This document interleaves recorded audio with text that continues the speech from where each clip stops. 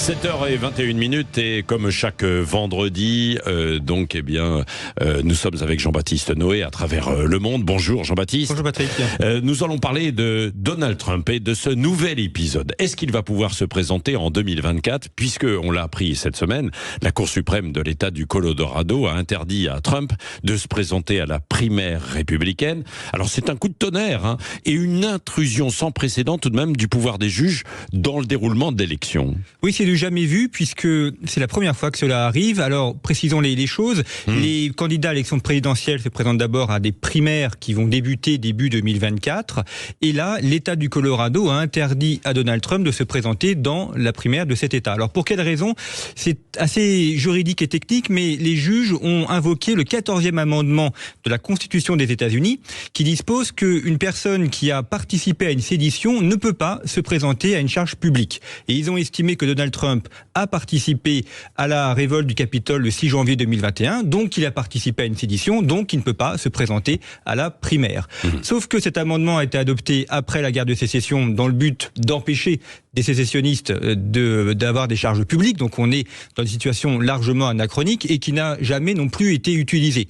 Donc évidemment, le camp de Donald Trump invoque une intrusion des juges dans le débat politique et tout cela contribue à hystériser les débats. Oui, quelles sont les conséquences possibles donc pour Donald Trump là ? Alors même s'il ne peut pas se présenter dans le Colorado, il peut se présenter ailleurs et ça ne l'empêcherait pas d'être candidat à la présidentielle. Le problème pour lui, c'est que cela peut faire jurisprudence et qu'on peut l'empêcher de se présenter dans d'autres États.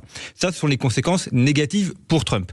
Les conséquences positives, c'est que ça renforce sa stature de candidat anti-système, de candidat qui est attaqué par Washington.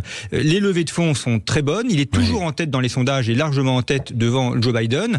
Mais ce que l'on voit, c'est que ça renforce le clivage aux États-Unis entre les pro-Trump et les anti-Trump et que toute l'élection tourne autour de la personne de Donald Trump. Oui, c'est vrai. Est-ce que cette décision affaiblit un système politique américain qui est déjà sous haute tension ? Bien, oui, parce que maintenant, le débat est entre les mains de la Cour suprême des États-Unis qui va devoir trancher avant le 4 janvier. Donc un délai extrêmement court pour savoir si la décision du Colorado est conforme ou non à la Constitution. Or, c'est problématique parce que c'est faire entrer la Cour suprême dans les débats politiques. Or, elle ne sert pas à ça normalement. On demande aux juges d'être les arbitres d'une élection et de décider qui peut se présenter ou non.